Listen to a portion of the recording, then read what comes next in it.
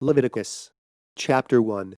The Lord called to Moses and spoke to him from the tent of meeting. He said, "Speak to the Israelites and say to them, when any of you brings an offering to the Lord, bring as your offering an animal from either the herd or the flock. If the offering is a burnt offering from the herd, he is to offer a male without defect. He must present it at the entrance to the tent of meeting so that it will be acceptable to the Lord. He is to lay his hand on the head of the burnt offering, and it will be accepted on his behalf to make atonement for him. He is to slaughter the young bull before the Lord, and then Aaron's sons the priests shall bring the blood and sprinkle it against the altar on all sides at the entrance to the tent of meeting. He is to skin the burnt offering and cut it into pieces. The sons of Aaron the priest are to put fire on the altar and arrange wood on the fire. Then Aaron's sons the priests shall arrange the pieces, including the head and the fat, on the burning wood that is on the altar. He is to wash the inner parts and the legs with water, and the priest is to burn all of it on the altar. It is a burnt offering, an offering made by fire, an aroma pleasing to the Lord. If the offering is a burnt offering from the flock, from either the sheep or the goats, he is to offer a male without defect. He is to slaughter it at the north side of the altar before the Lord, and Aaron's sons the priests shall sprinkle its blood against the altar on all sides. He is to cut it into pieces, and the priest shall arrange them, including the head and the fat, on the burning wood that is on the altar. He is to wash the inner parts and the legs with water, and the priest is to bring all of it and burn it on the altar. It is a burnt offering, an offering made by fire, an aroma pleasing to the Lord. If the offering to the Lord is a burnt offering of birds, he is to offer a dove or a young pigeon. The priest shall bring it to the altar, wring off the head and burn it on the altar. Its blood shall be drained out on the side of the altar. He is to remove the crop with its contents and throw it to the east side of the altar, where the ashes are. He shall tear it open by the wings, not severing it completely, and then the priest shall burn it on the wood that is on the fire on the altar. It is a burnt offering, an offering made by fire, an aroma pleasing to the Lord. Leviticus chapter 2. When someone brings a grain offering to the Lord, his offering is to be of fine flour. He is to pour oil on it, put incense on it, and take it to Aaron's sons the priests. The priest shall take a handful of the fine flour and oil, together with all the incense, and burn this as a memorial portion on the altar, an offering made by fire, an aroma pleasing to the Lord. The rest of the grain offering belongs to Aaron and his sons. It is a most holy part of the offerings made to the Lord by fire. If you bring a grain offering baked in an oven, it is to consist of fine flour, cakes made without yeast and mixed with oil, or wafers made without yeast and spread with oil. If your grain offering is prepared on a grill, it is to be made of fine flour mixed with oil, and without yeast. Crumble it and pour oil on it. It is a grain offering. If your grain offering is cooked in a pan, it is to be made of fine flour and oil. Bring the grain offering made of these things to the Lord. Present it to the priest, who shall take it to the altar. He shall take out the memorial portion from the grain offering and burn it on the altar as an offering made by fire, an aroma pleasing to the Lord. The rest of the grain offering belongs to Aaron and his sons. It is a most holy part of the offerings made to the Lord by fire. Every grain offering you bring to the Lord must be made without yeast, for you are not to burn any yeast or honey in an offering made to the Lord by fire. You may bring them to the Lord as an offering of the firstfruits, but they are not to be offered on the altar as a pleasing aroma. Season all your grain offerings with salt. Do not leave the salt of the covenant of your God out of your grain offerings. Add salt to all your offerings. If you bring a grain offering of firstfruits to the Lord, offer crushed heads of new grain roasted in the fire. Put oil and incense on it. It is a grain offering. The priest shall burn the memorial portion of the crushed grain in the oil, together with all the incense, as an offering made to the Lord by fire. Leviticus chapter 3. If someone's offering is a fellowship offering, and he offers an animal from the herd, whether male or female, he is to present before the Lord an animal without defect. He is to lay his hand on the head of his offering and slaughter it at the entrance to the tent of meeting. Then Aaron's sons the priests shall sprinkle the blood against the altar on all sides. From the fellowship offering he is to bring a sacrifice made to the Lord by fire, all the fat that covers the inner parts or is connected to them, both kidneys with the fat on them near the loins, and the covering of the liver, which he will remove with the kidneys. Then Aaron's sons are to burn it on the altar on top of the burnt offering that is on the burning wood, as an offering made by fire, an aroma pleasing to the Lord. If he offers an animal from the flock as a fellowship offering to the Lord, he is to offer a male or female without defect. If he offers a lamb, he is to present it before the Lord. He is to lay his hand on the head of his offering and slaughter it in front of the tent of meeting. Then Aaron's sons shall sprinkle its blood against the altar on all sides. From the fellowship offering he is to bring a sacrifice made to the Lord by fire. Its fat, the entire fat tail cut off close to the backbone, all the fat that covers the inner parts or is connected to them, both kidneys with the fat on them near the loins, and the covering of the liver, which he will remove with the kidneys. The priest shall burn them on the altar as food, an offering made to the Lord by fire. If his offering is a goat, he is to present it before the Lord. He is to lay his hand on its head and slaughter it in front of the tent of meeting. Then Aaron's sons shall sprinkle its blood against the altar on all sides. From what he offers he is to make this offering to the Lord by fire, all the fat that covers the inner parts or is connected to them, both kidneys with the fat on them near the loins, and the covering of the liver, which he will remove with the kidneys. The priest shall burn them on the altar as food, an offering made by fire, a pleasing aroma. All the fat is the Lord's. This is a lasting ordinance for the generations to come. Wherever you live, you must not eat any fat or any blood. Leviticus chapter 4.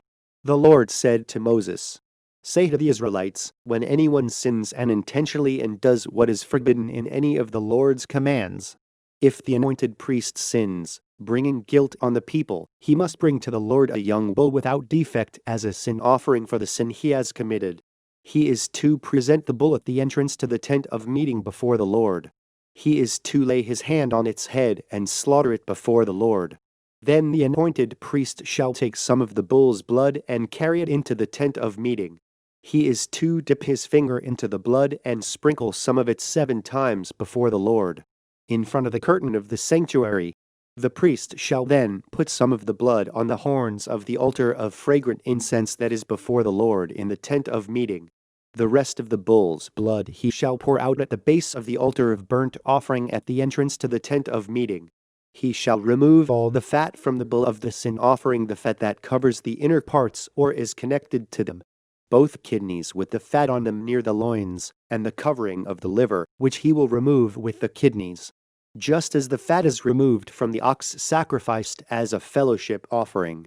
Then the priest shall burn them on the altar of burnt offering, but the hide of the bull and all its flesh, as well as the head and legs, the inner parts and offal, that is, all the rest of the bull, he must take outside the camp to a place ceremonially clean, where the ashes are thrown, and burn it in a wood fire on the ash heap. If the whole Israelite community sins and intentionally and does what is forbidden in any of the Lord's commands, even though the community is unaware of the matter, they are guilty. When they become aware of the sin they committed, the assembly must bring a young bull as a sin offering and present it before the tent of meeting. The elders of the community are to lay their hands on the bull's head before the Lord, and the bull shall be slaughtered before the Lord. Then the anointed priest is to take some of the bull's blood into the tent of meeting. He shall dip his finger into the blood and sprinkle it before the Lord 7 times in front of the curtain. He is to put some of the blood on the horns of the altar that is before the Lord in the tent of meeting. The rest of the blood he shall pour out at the base of the altar of burnt offering at the entrance to the tent of meeting. He shall remove all the fat from it and burn it on the altar, and do with this bull just as he did with the bull for the sin offering. In this way the priest will make atonement for them, and they will be forgiven. Then he shall take the bull outside the camp and burn it as he burned the first bull. This is the sin offering for the community. When a leader sins and intentionally and does what is forbidden in any of the commands of the Lord his God, he is guilty. When he is made aware of the sin he committed, he must bring as his offering a male goat without defect. He is to lay his hand on the goat's head and slaughter it at the place where the burnt offering is slaughtered before the Lord. It is a sin offering. Then the priest shall take some of the blood of the sin offering with his finger and put it on the horns of the altar of burnt offering, and pour out the rest of the blood at the base of the altar. He shall burn all the fat on the altar as he burned the fat of the fellowship offering. In this way the priest will make atonement for the man's sin, and he will be forgiven. If a member of the community sins and intentionally and does what is forbidden in any of the Lord's commands, he is guilty. When he is made aware of the sin he committed, he must bring as his offering for the sin he committed a female goat without defect. He is to lay his hand on the head of the sin offering and slaughter it at the place of the burnt offering. Then the priest is to take some of the blood with his finger and put it on the horns of the altar of burnt offering, and pour out the rest of the blood at the base of the altar. He shall remove all the fat, just as the fat is removed from the fellowship offering, and the priest shall burn it on the altar as an aroma pleasing to the Lord. In this way the priest will make atonement. If he brings a lamb as his sin offering, he is to bring a female without defect. He is to lay his hand on its head and slaughter it for a sin offering at the place where the burnt offering is slaughtered. Then the priest shall take some of the blood of the sin offering with his finger and put it on the horns of the altar of burnt offering, and pour out the rest of the blood at the base of the altar. He shall remove all the fat, just as the fat is removed from the lamb of the fellowship offering, and the priest shall burn it on the altar on top of the offerings made to the Lord by fire. In this way the priest will make atonement for him for the sin he has committed, and he will be forgiven. Leviticus chapter 5. If a person sins because he does not speak up when he hears a public charge to testify regarding something he has seen or learned about, he will be held responsible. Or if the person touches anything ceremonially unclean, whether the carcasses of unclean wild animals or of unclean livestock or of unclean creatures that move along the ground, even though he is unaware of it, he has become unclean and is guilty. Or if he touches human uncleanness, anything that would make him unclean even though he is unaware of it, when he learns of it he will be guilty. Or if a person thoughtlessly takes an oath to do anything, whether good or evil in any matter one might carelessly swear about even though he is unaware of it, in any case when he learns of it he will be guilty. When anyone is guilty in any of these ways, he must confess in what way he has sinned. And, as a penalty for the sin he has committed, he must bring to the Lord a female lamb or goat from the flock as a sin offering, and the priest shall make atonement for him for his sin. If he cannot afford a lamb, he is to bring 2 doves or 2 young pigeons to the Lord as a penalty for his sin, one for a sin offering, and the other for a burnt offering. He is to bring them to the priest, who shall first offer the one for the sin offering. He is to wring its head from its neck, not severing it completely, and is to sprinkle some of the blood of the sin offering against the side of the altar. The rest of the blood must be drained out at the base of the altar. It is a sin offering. The priest shall then offer the other as a burnt offering in the prescribed way and make atonement for him for the sin he has committed, and he will be forgiven. If, however, he cannot afford to doves or to young pigeons, he is to bring as an offering for his sin 1/10 of an ephah of fine flour for a sin offering. He must not put oil or incense on it, because it is a sin offering. He is to bring it to the priest, who shall take a handful of it as a memorial portion and burn it on the altar on top of the offerings made to the Lord by fire. It is a sin offering. In this way the priest will make atonement for him for any of these sins he has committed, and he will be forgiven. The rest of the offering will belong to the priest, as in the case of the grain offering. The Lord said to Moses, "When a person commits a violation and sins unintentionally in regard to any of the Lord's holy things, he is to bring to the Lord as a penalty a ram from the flock, one without defect and of the proper value in silver, according to the sanctuary shekel. It is a guilt offering. He must make restitution for what he has failed to do in regard to the holy things, add 1/5 of the value to that and give it all to the priest, who will make atonement for him with the ram as a guilt offering, and he will be forgiven.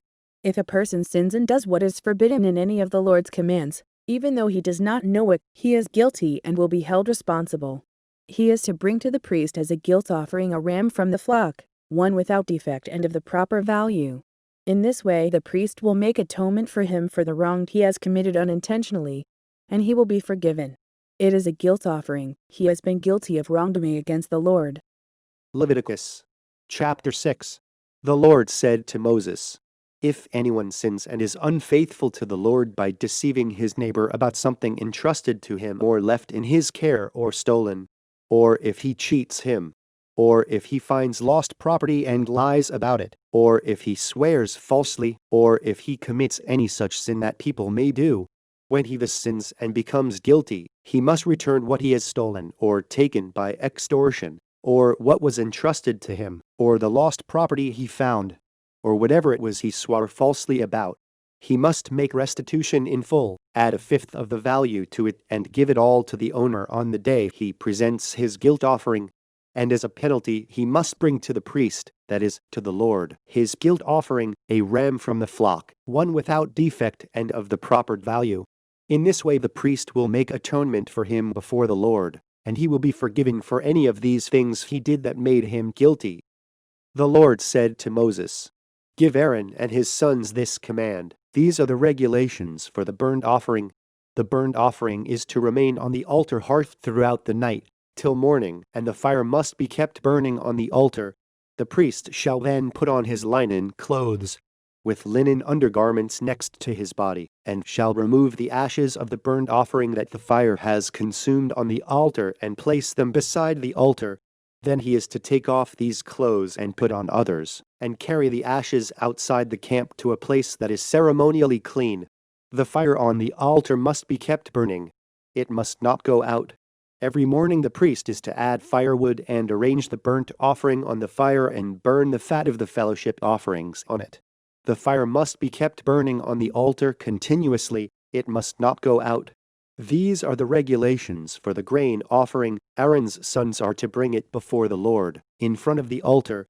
The priest is to take a handful of fine flour and oil, together with all the incense on the grain offering, and burn the memorial portion on the altar as an aroma pleasing to the Lord. Aaron and his sons shall eat the rest of it, but it is to be eaten without yeast in a holy place. They are to eat it in the courtyard of the tent of meeting. It must not be baked with yeast. I have given it as their share of the offerings made to me by fire. Like the sin offering and the guilt offering, it is most holy. Any male descendant of Aaron may eat it. It is his regular share of the offerings made to the Lord by fire for the generations to come. Whatever touches them will become holy. The Lord also said to Moses, "This is the offering Aaron and his sons are to bring to the Lord on the day he is anointed. 1/10 of an ephah of fine flour as a regular grain offering, half of it in the morning and half in the evening. Prepare it with oil on a griddle, bring it well mixed and present the grain offering broken in pieces as an aroma pleasing to the Lord. The son who is to succeed him as anointed priest shall prepare it.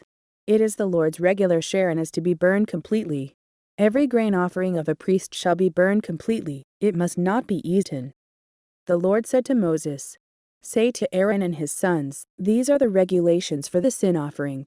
The sin offering is to be slaughtered before the Lord in the place the burnt offering is slaughtered. It is most holy. The priest who offers it shall eat it. It is to be eaten in a holy place, in the courtyard of the tent of meeting. Whatever touches any of the flesh will become holy, and if any of the blood is spattered on a garment, you must wash it in a holy place. The clay pot the meat is cooked in must be broken, but if it is cooked in a bronze pot, the pot is to be scoured and rinsed with water. Any male in a priest's family may eat it. It is most holy. But any sin offering whose blood is brought into the tent of meeting to make atonement in the holy place must not be eaten. It must be burned." Leviticus chapter 7. These are the regulations for the guilt offering, which is most holy. The guilt offering is to be slaughtered in the place where the burnt offering is slaughtered, and its blood is to be sprinkled against the altar on all sides. All its fat shall be offered, the fat tail and the fat that covers the inner parts, both kidneys with the fat on them near the loins, and the covering of the liver, which is to be removed with the kidneys. The priest shall burn them on the altar as an offering made to the Lord by fire. It is a guilt offering. Any male in a priest's family may eat it, but it must be eaten in a holy place. It is most holy. The same law applies to both the sin offering and the guilt offering. They belong to the priest who makes atonement with them. The priest who offers a burnt offering for anyone may keep its hide for himself. Every grain offering baked in an oven or cooked in a pan or on a grill belongs to the priest who offers it. And every grain offering, whether mixed with oil or dry, belongs equally to all the sons of Aaron. These are the regulations for the fellowship offering a person may present to the Lord.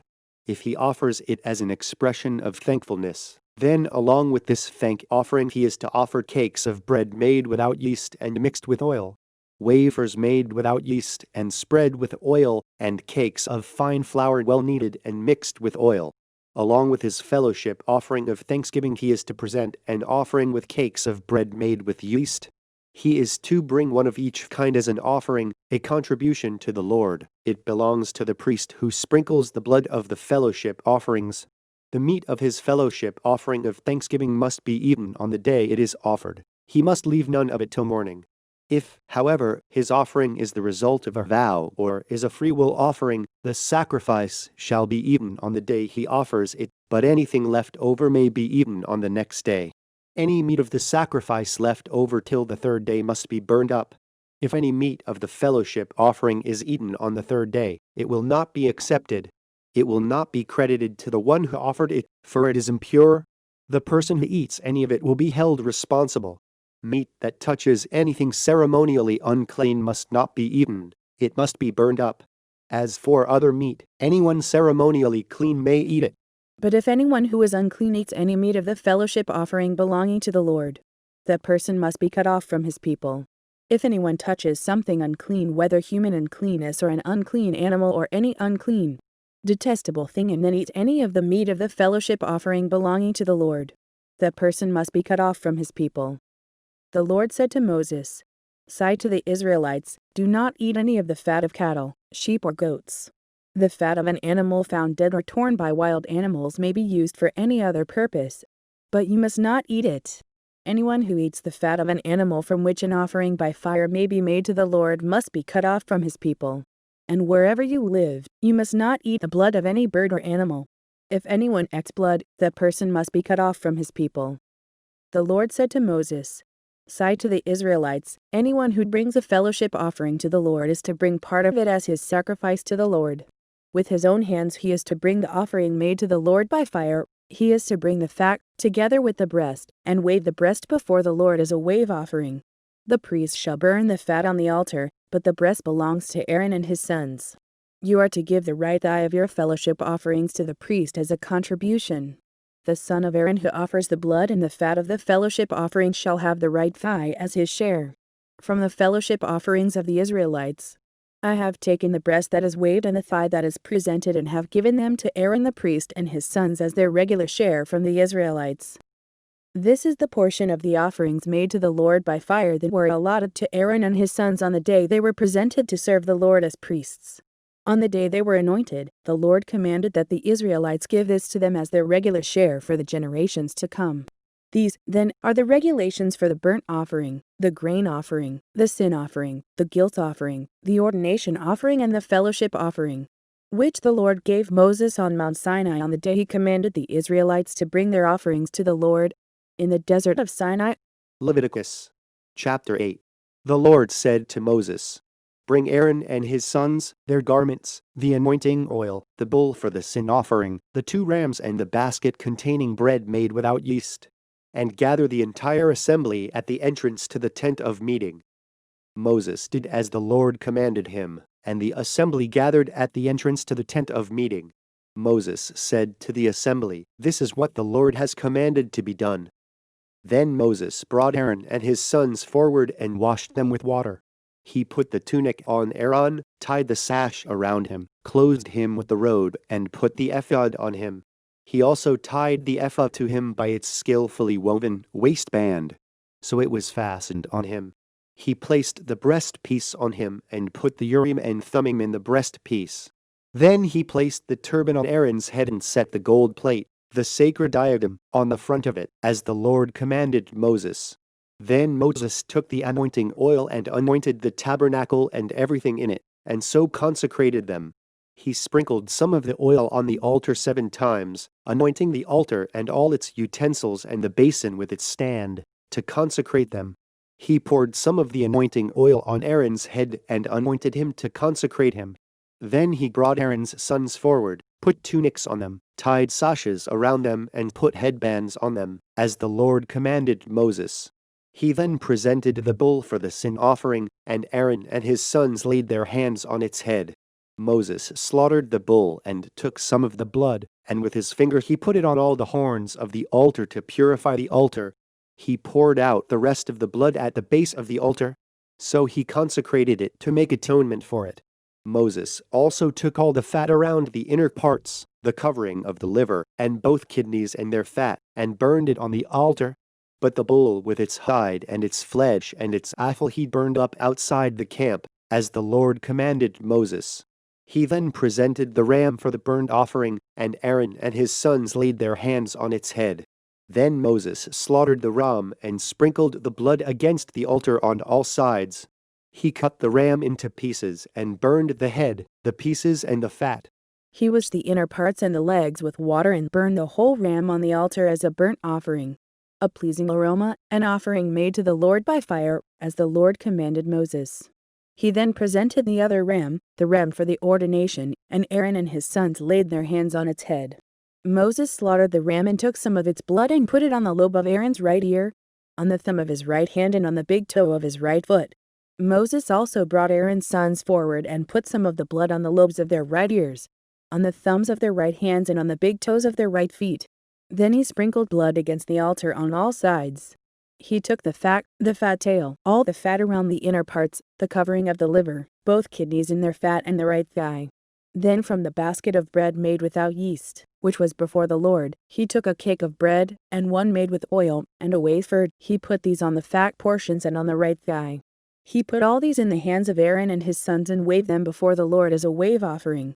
Then Moses took them from their hands and burned them on the altar on top of the burnt offering as an ordination offering, a pleasing aroma, an offering made to the Lord by fire.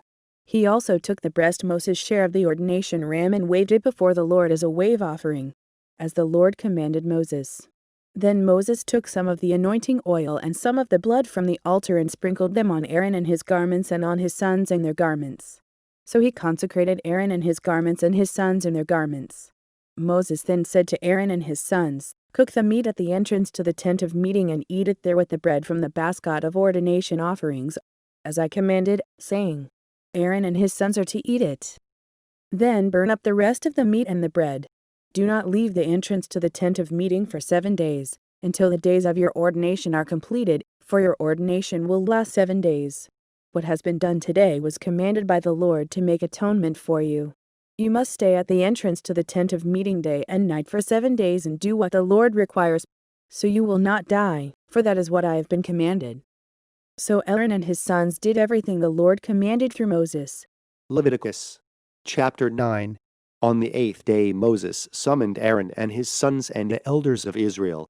He said to Aaron, "Take a bull calf for your sin offering, and a ram for your burnt offering, both without defect, and present them before the Lord.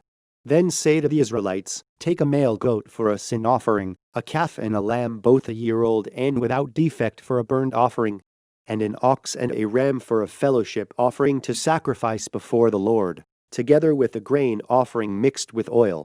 For today the Lord will appear to you." They took the things Moses commanded to the front of the tent of meeting, and the entire assembly came near and stood before the Lord. Then Moses said, "This is what the Lord has commanded you to do, so that the glory of the Lord may appear to you." Moses said to Aaron, "Come to the altar and sacrifice your sin offering and your burnt offering and make atonement for yourself and the people. Sacrifice the offering that is for the people and make atonement for them, as the Lord has commanded." So Aaron came to the altar and slaughtered the calf as a sin offering for himself. His sons brought the blood to him, and he dipped his finger into the blood and put it on the horns of the altar. The rest of the blood he poured out at the base of the altar. On the altar he burned the fat, the kidneys, and the covering of the liver from the sin offering, as the Lord commanded Moses. The flesh and the hide he burned up outside the camp. Then he slaughtered the burnt offering. His sons handed him the blood, and he sprinkled it against the altar on all sides. They handed him the burnt offering piece by piece, including the head, and he burned them on the altar. He washed the inner parts and the legs and burned them on top of the burnt offering on the altar. Aaron then brought the offering that was for the people. He took the goat for the people's sin offering, and slaughtered it and offered it for a sin offering as he did with the first one. He brought the burnt offering and offered it in the prescribed way. He also brought the grain offering, took a handful of it and burned it on the altar in addition to the morning's burnt offering. He slaughtered the ox and the ram as the fellowship offering for the people. His sons handed him the blood, and he sprinkled it against the altar on all sides. But the fat portions of the ox and the ram, the fat tail, the layer of fat, the kidneys and the covering of the liver, these they laid on the breasts, and then Aaron burned the fat on the altar. Aaron waved the breasts and the right thigh before the Lord as a wave offering, as Moses commanded. Then Aaron lifted his hands toward the people and blessed them. And having sacrificed the sin offering, the burnt offering and the fellowship offering, he stepped down. Moses and Aaron then went into the tent of meeting. When they came out, they blessed the people, and the glory of the Lord appearing to all the people. Fire came out from the presence of the Lord and consumed the burnt offering and the fat portions on the altar. And when all the people saw it, they shouted for joy and fell face down. Leviticus chapter 10. Aaron's sons Nadab and Abihu took their censers, put fire in them, and added incense, and they offered unauthorized fire before the Lord, contrary to his command. So fire came out from the presence of the Lord and consumed them, and they died before the Lord. Moses then said to Aaron, "This is what the Lord spoke of when he said, 'Among those who approach me I will show myself holy. In the sight of all the people I will be honored.'" Aaron remained silent. Moses summoned Mishael and Elzaphan, sons of Aaron's uncle Uzziel, and said to them, "Come here, carry your cousins outside the camp, away from the front of the sanctuary." So they came and carried them, still in their tunics, outside the camp, as Moses ordered. Then Moses said to Aaron and his sons Eleazar and Ithamar, "Do not let your hair become unkempt, and do not tear your clothes, or you will die, and the Lord will be angry with the whole community. But your relatives, all the house of Israel, may mourn for those the Lord has destroyed by fire. Do not leave the entrance to the tent of meeting, or you will die, because the Lord's anointing oil is on you." So they did as Moses said. Then the Lord said to Aaron, "You and your sons are not to drink wine or other fermented drink whenever you go into the tent of meeting, or you will die. This is a lasting ordinance for the generations to come. You must distinguish between the holy and the common, between the unclean and the clean, and you must teach the Israelites all the decrees the Lord has given them through Moses." Moses said to Aaron and his remaining sons, Eleazar and Ithamar, "Take the grain offering left over from the offerings made to the Lord by fire and eat it prepared without yeast beside the altar, for it is most holy. Eat it in a holy place, because it is your share and your sons' share of the offerings made to the Lord by fire, for so I have been commanded. But you and your sons and your daughters may eat the breast that was waved and the thigh that was presented. Eat them in a ceremonially clean place. They have been given to you and your children as your share of the Israelites' fellowship offerings. The thigh that was presented and the breast that was waved must be brought with the fat portions of the offerings made by fire, to be waved before the Lord as a wave offering. This will be the regular share for you and your children, as the Lord has commanded." When Moses inquired about the goat of the sin offering and found that it had been burned up, he was angry with Eleazar and Ithamar, Aaron's remaining sons, and asked, "Why didn't you eat the sin offering in the sanctuary area? It is most holy. It was given to you to take away the guilt of the community by making atonement for them before the Lord. Since its blood was not taken into the holy place, you should have eaten the goat in the sanctuary area, as I commanded." Aaron replied to Moses, "Today they sacrificed their sin offering and their burnt offering before the Lord, but such things as this have happened to me. Would the Lord have been pleased if I had eaten the sin offering today?" When Moses heard this, he was satisfied. Leviticus chapter 11. The Lord said to Moses and Aaron, "Say to the Israelites, of all the animals that live on land, these are the ones you may eat. You may eat any animal that has a split hoof completely divided and that chews the cud. There are some that only chew the cud or only have a split hoof, but you must not eat them. The camel, though it chews the cud, does not have a split hoof. It is ceremonially unclean for you. The coney, though it chews the cud, does not have a split hoof. It is unclean for you. The rabbit, though it chews the cud, does not have a split hoof. It is unclean for you. And the pig, though it has a split hoof completely divided, does not chew the cud. It is unclean for you. You must not eat their meat or touch their carcasses. They are unclean for you. Of all the creatures living in the water of the seas and the streams, you may eat any that have fins and scales. But all creatures in the seas or streams that do not have fins and scales, whether among all the swarming things or among all the other living creatures in the water, you are to detest. And since you are to detest them, you must not eat their meat, and you must detest their carcasses. Anything living in the water that does not have fins and scales is to be detestable to you. These are the birds you are to detest and not eat because they are detestable: the eagle, the vulture, the black vulture, the red kite, any kind of black kite, any kind of raven, the horned owl, the screech owl, the gull, any kind of hawk, the little owl, the cormorant, the great owl, the white owl, the desert owl, the osprey, the stork, any kind of heron, the hoopoe and the bat. All flying insects that walk on all fours are to be detestable to you. There are, however, some winged creatures that walk on all fours that you may eat, those that have jointed legs for hopping on the ground. Of these you may eat any kind of locust, katydid, cricket or grasshopper. But all other winged creatures that have 4 legs you are to detest. You will make yourselves unclean by these. Whoever touches their carcasses will be unclean till evening. Whoever picks up one of their carcasses must wash his clothes, and he will be unclean till evening. Every animal that has a split hoof not completely divided or that does not chew the cud is unclean for you. Whoever touches the carcass of any of them will be unclean. Of all the animals that walk on all fours, those that walk on their paws are unclean for you. Whoever touches their carcasses will be unclean till evening. Anyone who picks up their carcasses must wash his clothes, and he will be unclean till evening. They are unclean for you. Of the animals that move about on the ground, these are unclean for you: the weasel, the rat, any kind of great lizard, the gecko, the monitor lizard, the wall lizard, the skink, and the chameleon. Of all those that move along the ground, these are unclean for you. Whoever touches them when they are dead will be unclean till evening. When one of them dies and falls on something, that article, whatever its use, will be unclean, whether it is made of wood, cloth, hide, or sackcloth. Put it in water. It will be unclean till evening, and then it will be clean. If one of them falls into a clay pot, everything in it will be unclean, and you must break the pot. Any food that could be eaten but has water on it from such a pot is unclean, and any liquid that could be drunk from it is unclean. Anything that one of their carcasses falls on becomes unclean. An oven or cooking pot must be broken up. They are unclean, and you are to regard them as unclean. A spring, however, or a cistern for collecting water remains clean, but anyone who touches one of these carcasses is unclean. If a carcass falls on any seeds that are to be planted, they remain clean. But if water has been put on the seed and a carcass falls on it, it is unclean for you. If an animal that you are allowed to eat dies, anyone who touches the carcass will be unclean till evening. Anyone who eats some of the carcass must wash his clothes, and he will be unclean till evening. Anyone who picks up the carcass must wash his clothes, and he will be unclean till evening. Every creature that moves about on the ground is detestable. It is not to be eaten.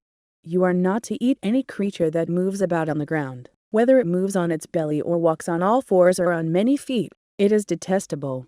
Do not defile yourselves by any of these creatures. Do not make yourselves unclean by means of them or be made unclean by them. I am the Lord your God. Consecrate yourselves and be holy, because I am holy. Do not make yourselves unclean by any creature that moves about on the ground. I am the Lord who brought you up out of Egypt to be your God. Therefore be holy, because I am holy. These are the regulations concerning animals, birds, every living thing that moves in the water, and every creature that moves about on the ground. You must distinguish between the unclean and the clean, between living creatures that may be eaten and those that may not be eaten.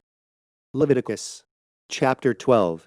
The Lord said to Moses, "Say to the Israelites, a woman who becomes pregnant and gives birth to a son will be ceremonially unclean for 7 days, just as she is unclean during her monthly period. On the 8th day the boy is to be circumcised. Then the woman must wait 33 days to be purified from her bleeding. She must not touch anything sacred or go to the sanctuary until the days of her purification are over. If she gives birth to a daughter, 4 weeks, the woman will be unclean, as during her period. Then she must wait 66 days to be purified from her bleeding. When the days of her purification for a son or daughter are over, she is to bring to the priest at the entrance to the tent of meeting a year-old lamb for a burnt offering and a young pigeon or a dove for a sin offering. He shall offer them before the Lord to make atonement for her, and then she will be ceremonially clean from her flow of blood.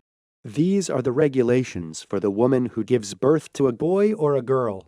If she cannot afford a lamb, she is to bring 2 doves or 2 young pigeons, one for a burnt offering and the other for a sin offering. In this way the priest will make atonement for her, and she will be clean." Leviticus chapter 13. The Lord said to Moses and Aaron, "When anyone has a swelling or a rash or a bright spot on his skin that may become an infectious skin disease, he must be brought to Aaron the priest or to one of his sons who is a priest. The priest is to examine the sore on his skin, and if the hair in the sore has turned white and the sore appears to be more than skin deep, It is an infectious skin disease. When the priest examines him, he shall pronounce him ceremonially unclean. If the spot on his skin is white but does not appear to be more than skin deep and the hair in it has not turned white, the priest is to put the infected person in isolation for 7 days.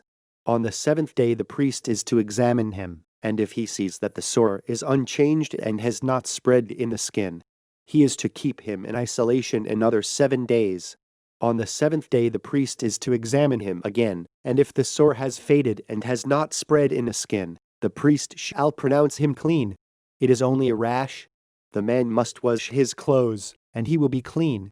But if the rash does spread in his skin after he has shown himself to the priest to be pronounced clean, he must appear before the priest again. The priest is to examine him, and if the rash has spread in the skin, he shall pronounce him unclean. It is an infectious disease. When anyone has an infectious skin disease, he must be brought to the priest.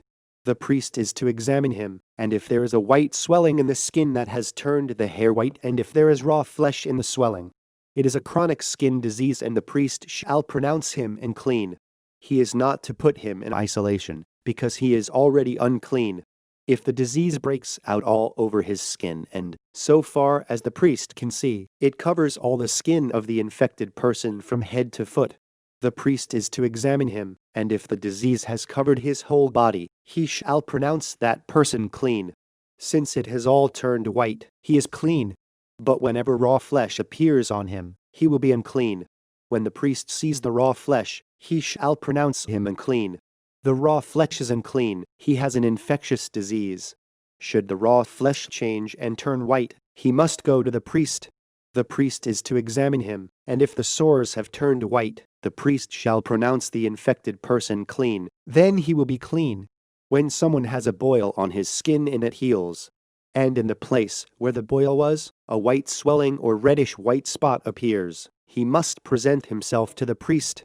The priest is to examine it, and if it appears to be more than skin deep and the hair in it has turned white, the priest shall pronounce him unclean. It is an infectious skin disease that has broken out where the boil was. But if, when the priest examines it, there is no white hair in it and it is not more than skin deep and has faded, then the priest is to put him in isolation for 7 days. If it is spreading in the skin, the priest shall pronounce him unclean. It is infectious. But if the spot is unchanged and has not spread, it is only a scar from the boil, and the priest shall pronounce him clean. When someone has a burn on his skin and a reddish white or white spot appears in the raw flesh of the burn, the priest is to examine the spot, and if the hair in it has turned white, and it appears to be more than skin deep, it is an infectious disease that has broken out in the burn. The priest shall pronounce him unclean. It is an infectious skin disease. But if the priest examines it and there is no white hair in the spot, and if it is not more than skin deep and has faded, then the priest is to put him in isolation for 7 days. On the 7th day the priest is to examine him, and if it is spreading in the skin, the priest shall pronounce him unclean. It is an infectious skin disease. If, however, the spot is unchanged and has not spread in the skin but has faded, it is a swelling from the burn, and the priest shall pronounce him clean. It is only a scar from the burn. If a man or woman has a sore on the head or on the chin, the priest is to examine the sore, and if it appears to be more than skin deep and the hair in it is yellow and thin, the priest shall pronounce that person unclean. It is an infectious disease of the head or chin. But if, when the priest examines this kind of sore, it does not seem to be more than skin deep and there is no black hair in it, then the priest is to put the infected person in isolation for 7 days. On the 7th day the priest is to examine the sore, and if the itch has not spread and there is no yellow hair in it and it does not appear to be more than skin deep, he must be shaved except for the diseased area, and the priest is to keep him in isolation another 7 days. On the 7th day the priest is to examine the itch, and if it has not spread in the skin and appears to be no more than skin deep, the priest shall pronounce him clean. He must wash his clothes, and he will be clean. But if the itch does spread in the skin after he is pronounced clean, the priest is to examine him, and if the itch has spread in the skin, the priest does not need to look for yellow hair. The person is unclean. If, however, in his judgment it is unchanged and black hair has grown in it, the itch is healed. He is clean, and the priest shall pronounce him clean. When a man or woman has white spots on the skin, The priest is to examine them, and if the spots are dull white, it is a harmless rash that has broken out on the skin, that person is clean. When a man has lost his hair and is bald, he is clean. If he has lost his hair from the front of his scalp and has a bald forehead, he is clean. But if he has a reddish-white sore on his bald head or forehead, it is an infectious disease breaking out on his head or forehead. The priest is to examine him, and if the swollen sore on his head or forehead is reddish-white like an infectious skin disease, the man is diseased and is unclean. The priest shall pronounce him unclean because of the sore on his head. The person with such an infectious disease must wear torn clothes, let his hair be unkempt, cover the lower part of his face and cry out, "Unclean! Unclean!" As long as he has the infection, he remains unclean. He must live alone. He must live outside the camp. If any clothing is contaminated with mildew, any woolen or linen clothing, any woven or knitted material of linen or wool, any leather or anything made of leather, and if the contamination in the clothing, or leather, or woven or knitted material, or any leather article, is greenish or reddish, it is a spreading mildew and must be shown to the priest. The priest is to examine the mildew and isolate the affected article for 7 days.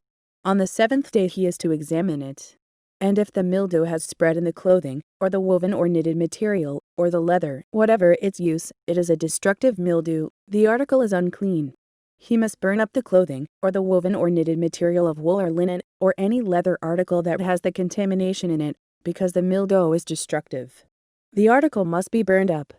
But if, when the priest examines it, the mildew has not spread in the clothing, or the woven or knitted material, or the leather article, he shall order that the contaminated article be washed. Then he is to isolate it for another 7 days. After the affected article has been washed, the priest is to examine it in, and if the mildew has not changed its appearance, even though it has not spread, it is unclean. Burn it with fire, whether the mildew has affected one side or the other. If, when the priest examines it, the mildew has faded after the article has been washed, he is to tear the contaminated part out of the clothing, or the leather, or the woven or knitted material. But if it reappears in the clothing, or in the woven or knitted material, or in the leather article, it is spreading, and whatever has the mildew must be burned with fire. The clothing, or the woven or knitted material, or any leather article that has been washed and is rid of the mildew, must be washed again, and it will be clean. These are the regulations concerning contamination by mildew in woolen or linen clothing, woven or knitted material, or any leather article, for pronouncing them clean or unclean. Leviticus chapter 14. The Lord said to Moses, "These are the regulations for the diseased person at the time of his ceremonial cleansing when he is brought to the priest. The priest is to go outside the camp and examine him. If the person has been healed of his infectious skin disease, the priest shall order that 2 live clean birds and some cedar wood, scarlet yarn and hyssop be brought for the one to be cleansed.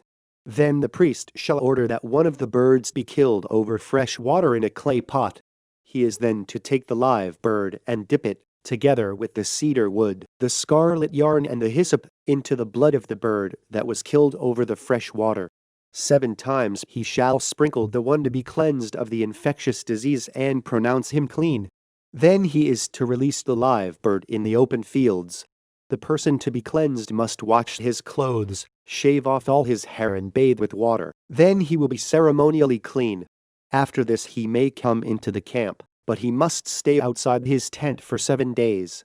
On the 7th day he must shave off all his hair. He must shave his head, his beard, his eyebrows, and the rest of his hair. He must wash his clothes and bathe himself with water, and he will be clean. On the 8th day he must bring 2 male lambs and 1 ewe lamb a year old, each without defect, along with 3/10 of an ephah of fine flour mixed with oil for a grain offering, and 1 log of oil. The priest who pronounces him clean shall present both the one to be cleansed and his offerings before the Lord at the entrance to the tent of meeting. Then the priest is to take 1 of the male lambs and offer it as a guilt offering, along with the log of oil. He shall wave them before the Lord as a wave offering. He is to slaughter the lamb in the holy place, where the sin offering and the burnt offering are slaughtered. Like the sin offering, the guilt offering belongs to the priest. It is most holy. The priest is to take some of the blood of the guilt offering and put it on the lobe of the right ear of the one to be cleansed, on the thumb of his right hand, and on the big toe of his right foot. The priest shall then take some of the log of oil, pour it in the palm of his own left hand. Dip his right forefinger into the oil in his palm, and with his finger sprinkle some of it before the Lord 7 times. The priest is to put some of the oil remaining in his palm on the lobe of the right ear of the one to be cleansed, on the thumb of his right hand and on the big toe of his right foot, on top of the blood of the guilt offering. The rest of the oil in his palm the priest shall put on the head of the one to be cleansed and make atonement for him before the Lord. Then the priest is to sacrifice the sin offering and make atonement for the one to be cleansed from his uncleanness. After that, the priest shall slaughter the burnt offering and offer it on the altar, together with the grain offering, and make atonement for him, and he will be clean. If, however, he is poor and cannot afford these, he must take one male lamb as a guilt offering to be waved to make atonement for him, together with 1/10 of an ephah of fine flour mixed with oil for a grain offering, a log of oil, and 2 doves or 2 young pigeons, which he can afford, one for a sin offering and the other for a burnt offering. On the 8th day he must bring them for his cleansing to the priest at the entrance to the tent of meeting, before the Lord. The priest is to take the lamb for the guilt offering, together with the log of oil, and wave them before the Lord as a wave offering. He shall slaughter the lamb for the guilt offering, and take some of its blood and put it on the lobe of the right ear of the one to be cleansed, on the thumb of his right hand and on the big toe of his right foot. The priest is to pour some of the oil into the palm of his own left hand, and with his right forefinger sprinkle some of the oil from his palm 7 times before the Lord. Some of the oil in his palm he is to put on the same places he put the blood of the guilt offering, on the lobe of the right ear of the one to be cleansed, on the thumb of his right hand and on the big toe of his right foot. The rest of the oil in his palm the priest shall put on the head of the one to be cleansed, to make atonement for him before the Lord. Then he shall sacrifice the doves or the young pigeons, which the person can afford, one as a sin offering and the other as a burnt offering, together with the grain offering. In this way the priest will make atonement before the Lord on behalf of the one to be cleansed. These are the regulations for anyone who has an infectious skin disease and who cannot afford the regular offerings for his cleansing. The Lord said to Moses and Aaron, "When you enter the land of Canaan, which I am giving you as your possession, and I put a spreading mildew in a house in that land, the owner of the house must go and tell the priest, 'I have seen something that looks like mildew in my house.' The priest is to order the house to be emptied before he goes in to examine the mildew, so that nothing in the house will be pronounced unclean. After this, the priest is to go in and inspect the house. He is to examine the mildew on the walls, and if it has greenish or reddish depressions that appear to be deeper than the surface of the wall, the priest shall go out the doorway of the house and close it up for 7 days. On the 7th day the priest shall return to inspect the house. If the mildew has spread on the walls, he is to order that the contaminated stones be torn out and thrown into an unclean place outside the town. He must have all the inside walls of the house scraped and the material that is scraped off dumped onto an unclean place outside the town. Then they are to take other stones to replace these and take new clay and plaster the house. If the mildew reappears in the house after the stones have been torn out and the house scraped and plastered, the priest is to go and examine it, and if the mildew has spread in the house, it is a destructive mildew, the house is unclean. It must be torn down, its stones, timbers and all the plaster, and taken out of the town to an unclean place. Anyone who goes into the house while it is closed up will be unclean till evening. Anyone who sleeps or eats in the house must wash his clothes. But if the priest comes to examine it and the mildew has not spread after the house has been plastered, he shall pronounce the house clean, because the mildew is gone. To purify the house he is to take 2 birds and some cedar wood, scarlet yarn and hyssop. He shall kill one of the birds over fresh water in a clay pot. Then he is to take the cedar wood, the hyssop, the scarlet yarn, and the live bird, dip them into the blood of the dead bird in the fresh water, and sprinkle the house 7 times. He shall purify the house with the bird's blood, the fresh water, the live bird, the cedar wood, the hyssop, and the scarlet yarn. Then he is to release the live bird in the open fields outside the town. In this way he will make atonement for the house, and it will be clean. These are the regulations for any infectious skin disease, for an itch, for mildew in clothing or in a house, and for a swelling, a rash, or a bright spot, to determine when something is clean or unclean. These are the regulations for infectious skin diseases and mildew. Leviticus chapter 15. The Lord said to Moses and Aaron, "Speak to the Israelites and say to them, when any man has a bodily discharge, the discharge is unclean. Whether it continues flowing from his body or is blocked, it will make him unclean. This is how his discharge will bring about uncleanness. Any bed the man with a discharge lies on will be unclean, and anything he sits on will be unclean. Anyone who touches his bed must wash his clothes and bathe with water, and he will be unclean till evening. Whoever sits on anything that the man with a discharge sat on must wash his clothes and bathe with water, and he will be unclean till evening. Whoever touches the man who has a discharge must wash his clothes and bathe with water, and he will be unclean till evening. If the man with the discharge spits on someone who is clean, that person must wash his clothes and bathe with water, and he will be unclean till evening. Everything the man sits on when riding will be unclean, and whoever touches any of the things that were under him will be unclean till evening. Whoever picks up those things must wash his clothes and bathe with water, and he will be unclean till evening. Anyone the man with a discharge touches without rinsing his hands with water must wash his clothes and bathe with water, and he will be unclean till evening. A clay pot that the man touches must be broken, and any wooden article is to be rinsed with water. When a man is cleansed from his discharge, he is to count off 7 days for his ceremonial cleansing. He must wash his clothes and bathe himself with fresh water, and he will be clean. On the 8th day he must take 2 doves or 2 young pigeons, and come before the Lord to the entrance to the tent of meeting, and give them to the priest. The priest is to sacrifice them, the one for a sin offering and the other for a burnt offering. In this way he will make atonement before the Lord for the man because of his discharge. When a man has an emission of semen, he must bathe his whole body with water, and he will be unclean till evening. Any clothing or leather that has semen on it must be washed with water, and it will be unclean till evening. When a man lies with a woman and there is an emission of semen, both must bathe with water, and they will be unclean till evening. When a woman has her regular flow of blood, the impurity of her monthly period will last 7 days, and anyone who touches her will be unclean till evening. Anything she lies on during her period will be unclean, and anything she sits on will be unclean. Whoever touches her bed must wash his clothes and bathe with water, and he will be unclean till evening. Whoever touches anything she sits on must wash his clothes and bathe with water, and he will be unclean till evening. Whether it is the bed or anything she was sitting on, when anyone touches it, he will be unclean till evening. If a man lies with her and her monthly flow touches him, he will be unclean for 7 days. Any bed he lies on will be unclean. When a woman has a discharge of blood for many days at a time other than her monthly period, or has a discharge that continues beyond her period, she will be unclean as long as she has the discharge, just as in the days of her period.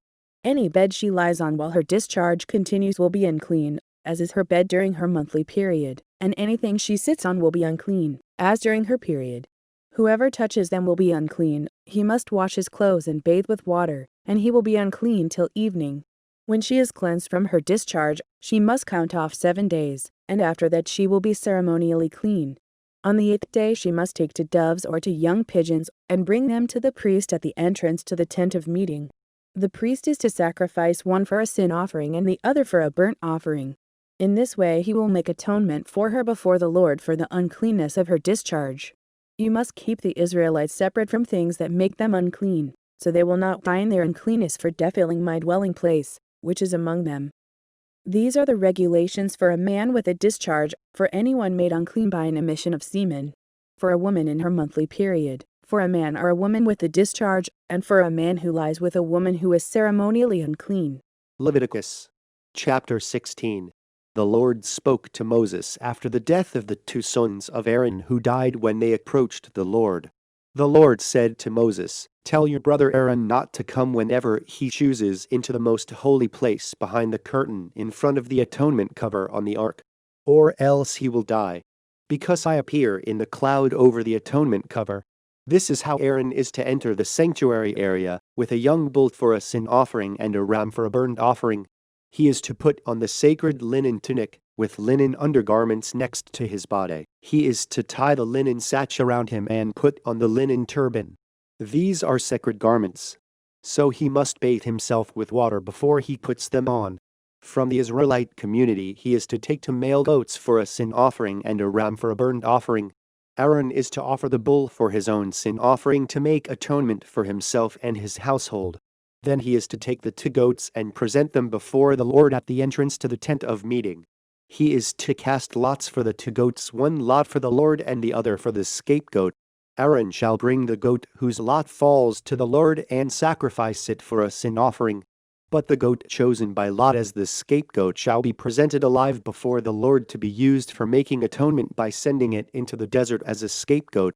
Aaron shall bring the bull for his own sin offering to make atonement for himself and his household. And he is to slaughter the bull for his own sin offering. He is to take a censer full of burning coals from the altar before the Lord and 2 handfuls of finely ground fragrant incense, and take them behind the curtain. He is to put the incense on the fire before the Lord, and the smoke of the incense will conceal the atonement cover above the testimony, so that he will not die. He is to take some of the bull's blood and with his finger sprinkle it on the front of the atonement cover. Then he shall sprinkle some of it with his finger 7 times before the atonement cover. He shall then slaughter the goat for the sin offering for the people and take its blood behind the curtain and do with it as he did with the bull's blood. He shall sprinkle it on the atonement cover and in front of it.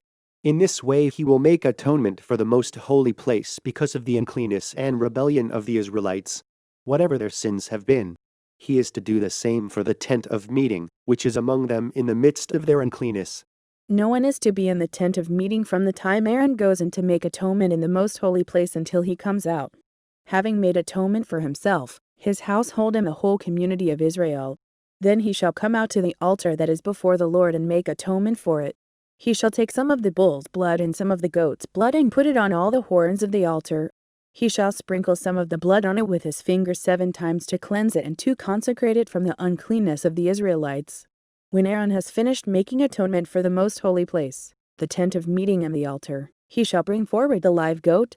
He is to lay both hands on the head of the live goat and confess over it all the wickedness and rebellion of the Israelites, all their sins, and put them on the goat's head. He shall send the goat away into the desert in the care of a man appointed for the task. The goat will carry on itself all their sins to a solitary place, and the man shall release it in the desert. Then Aaron is to go into the tent of meeting and take off the linen garments he put on before he entered the most holy place, and he is to leave them there. He shall bathe himself with water in a holy place and put on his regular garments. Then he shall come out and sacrifice the burnt offering for himself and the burnt offering for the people, to make atonement for himself and for the people. He shall also burn the fat of the sin offering on the altar.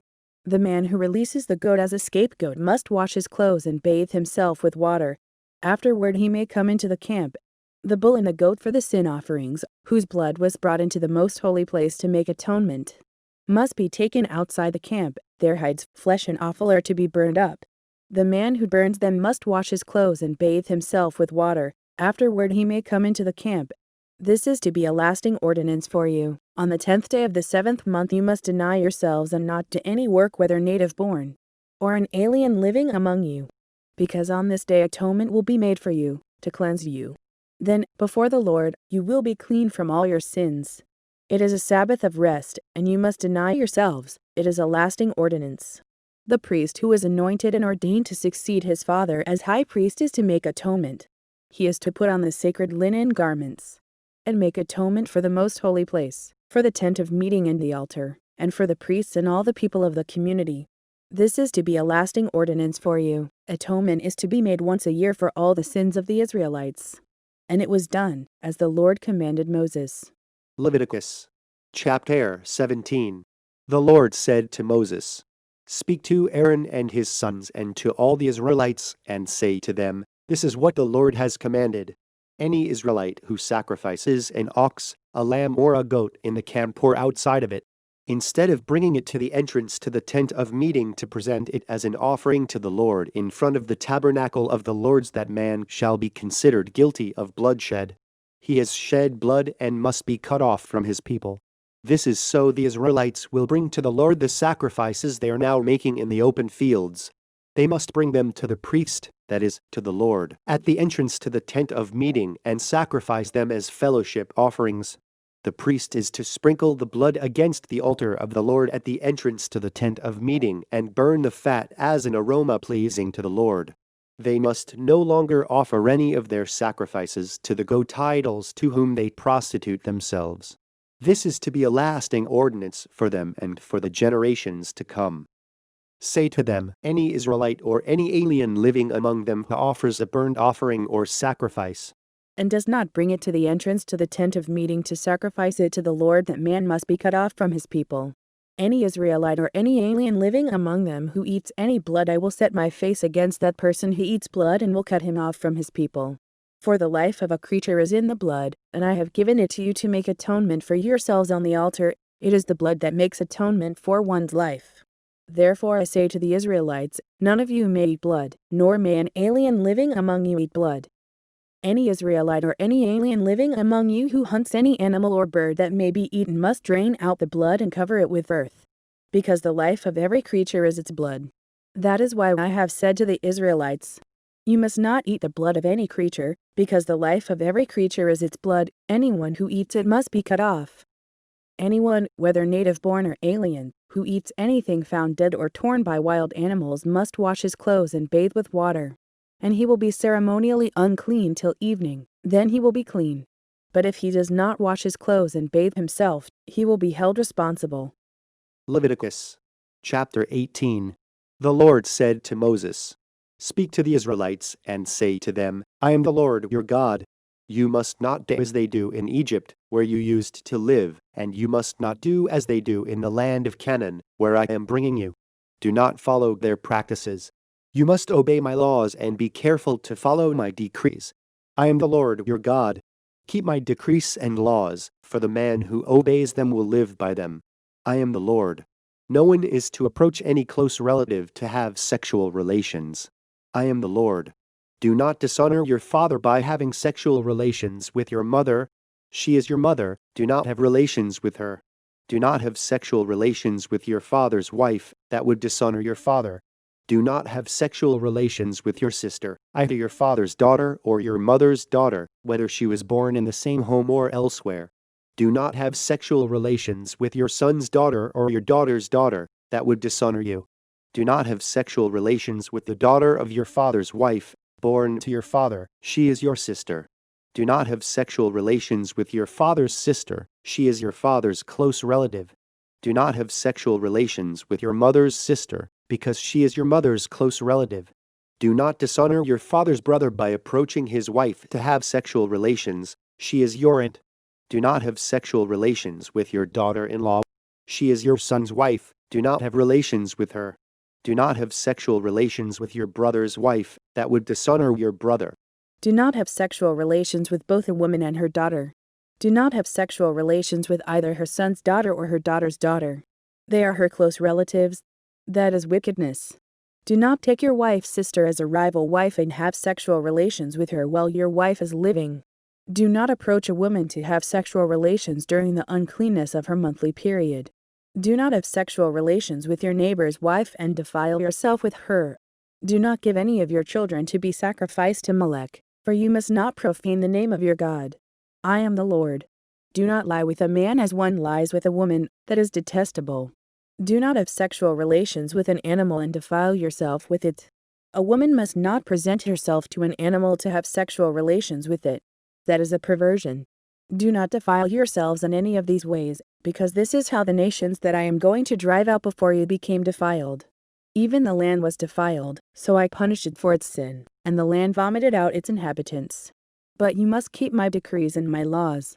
The native-born and the aliens living among you must not do any of these detestable things.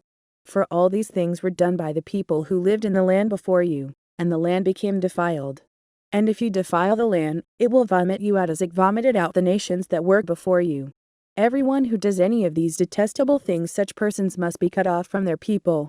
Keep my requirements and do not follow any of the detestable customs that were practiced before you came, and do not defile yourselves with them.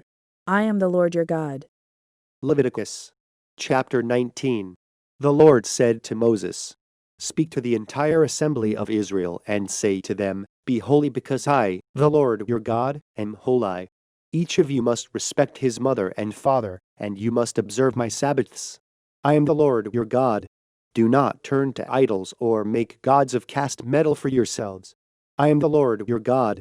When you sacrifice a fellowship offering to the Lord, sacrifice it in such a way that it will be accepted on your behalf. It shall be eaten on the day you sacrifice it or on the next day. Anything left over until the third day must be burned up. If any of it is eaten on the third day, it is impure and will not be accepted. Whoever eats it will be held responsible because he has desecrated what is holy to the Lord. That person must be cut off from his people. When you reap the harvest of your land, do not reap to the very edges of your field or gather the gleanings of your harvest. Do not go over your vineyard a second time or pick up the grapes that have fallen. Leave them for the poor and the alien.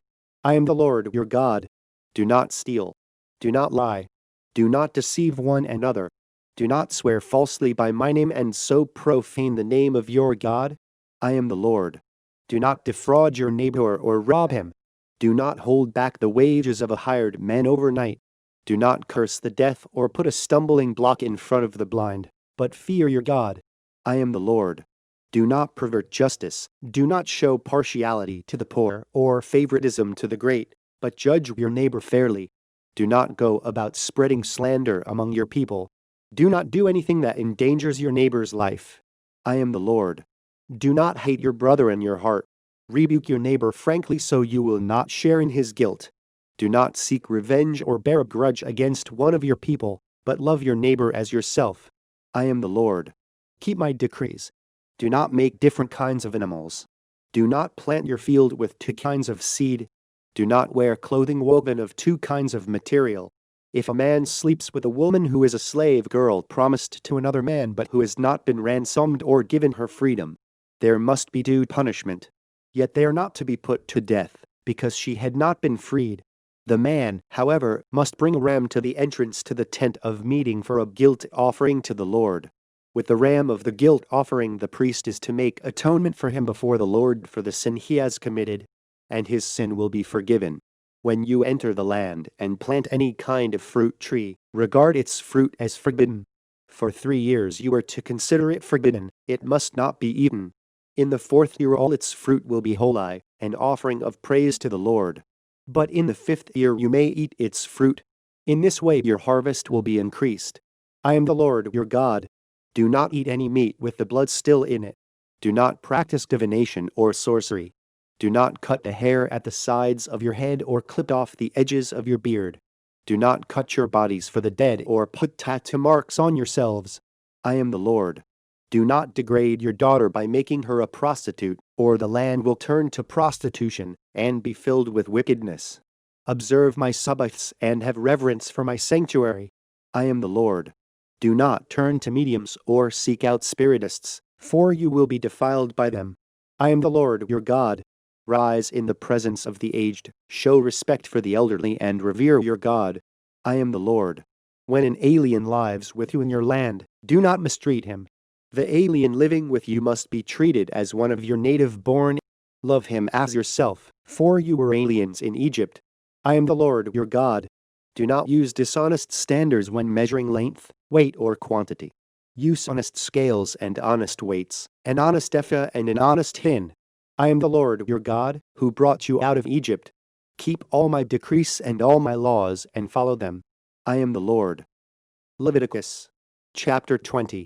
The Lord said to Moses, Say to the Israelites, any Israelite or any alien living in Israel who gives any of his children to Molech must be put to death. The people of the community are to stone him.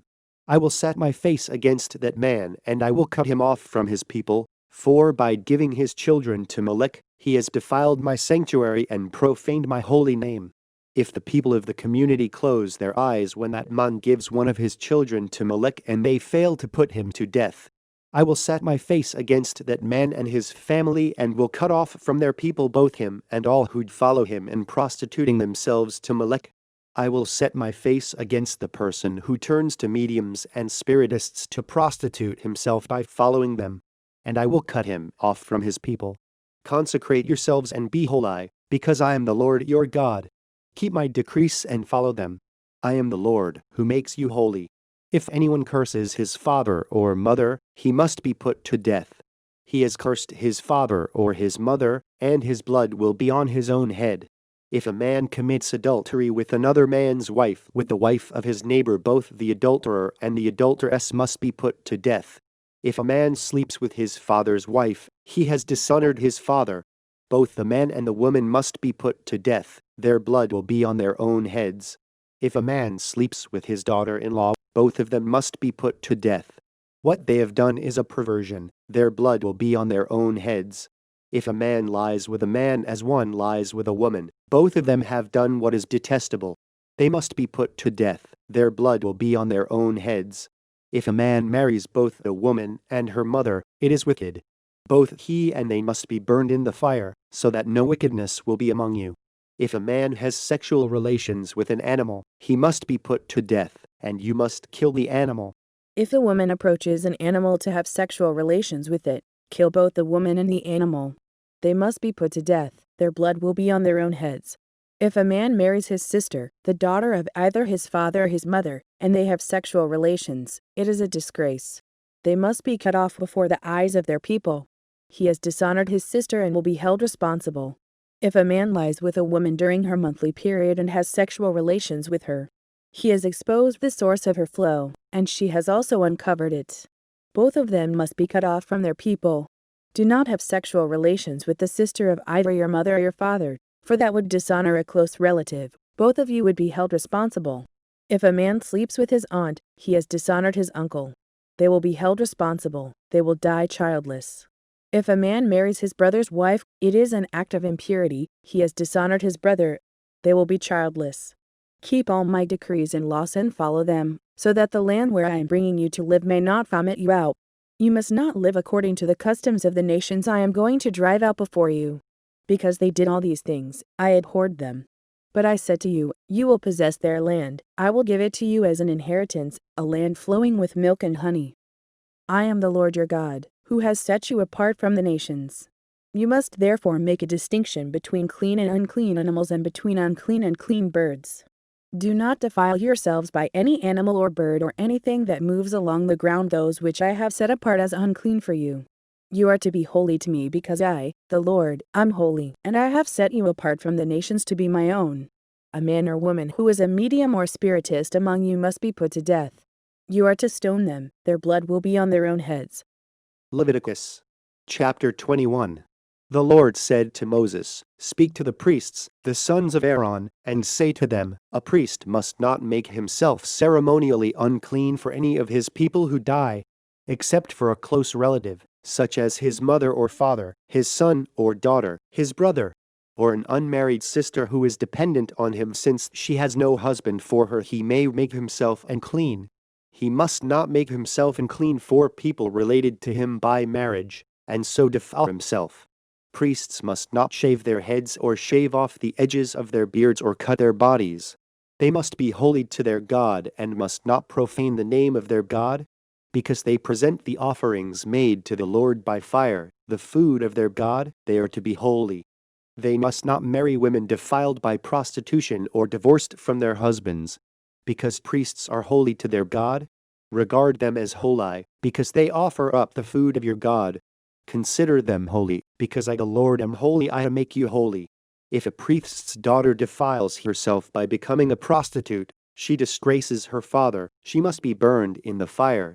The high priest, the one among his brothers who has had the anointing oil poured on his head and who has been ordained to wear the priestly garments, must not let his hair become unkempt or tear his clothes. He must not enter a place where there is a dead body. He must not make himself unclean, even for his father or mother, Nor leave the sanctuary of his God or desecrate it, because he has been dedicated by the anointing oil of his God. I am the Lord. The woman he marries must be a virgin. He must not marry a widow, a divorced woman, or a woman defiled by prostitution, but only a virgin from his own people. So he will not defile his offspring among his people. I am the Lord, who makes him holy. The Lord said to Moses, Say to Aaron, for the generations to come none of your descendants who has a defect may come near to offer the food of his God. No man who has any defect may come near, no man who is blind or lame, disfigured or deformed, no man with a crippled foot or hand, or who is hunchbacked or dwarfed, or who has any eye defect, or who has festering or running sores or damaged testicles. No descendant of Aaron the priest who has any defect is to come near to present the offerings made to the Lord by fire. He has a defect, he must not come near to offer the food of his God. He may eat the most holy food of his God, as well as the holy food. Yet because of his defect, he must not go near the curtain or approach the altar, and so desecrate my sanctuary. I am the Lord, who makes them holy. So Moses told this to Aaron and his sons and to all the Israelites. Leviticus chapter 22. The Lord said to Moses, "Tell Aaron and his sons to treat with respect the sacred offerings the Israelites consecrate to me, so they will not profane my holy name. I am the Lord. Say to them, for the generations to come, if any of your descendants is ceremonially unclean and yet comes near the sacred offerings that the Israelites consecrate to the Lord, that person must be cut off from my presence. I am the Lord. If a descendant of Aaron has an infectious skin disease or a bodily discharge, he may not eat the sacred offerings until he is cleansed. He will also be unclean if he touches something defiled by a corpse or by anyone who has an emission of semen, or if he touches any crawling thing that makes him unclean, or any person who makes him unclean, whatever the uncleanness may be. The one who touches any such thing will be unclean till evening. He must not eat any of the sacred offerings unless he has bathed himself with water. When the sun goes down, he will be clean, and after that he may eat the sacred offerings, for they are his food. He must not eat anything found dead or torn by wild animals, and so become unclean through it. I am the Lord. The priests are to keep my requirements so that they do not become guilty and die for treating them with contempt. I am the Lord, who makes them holy.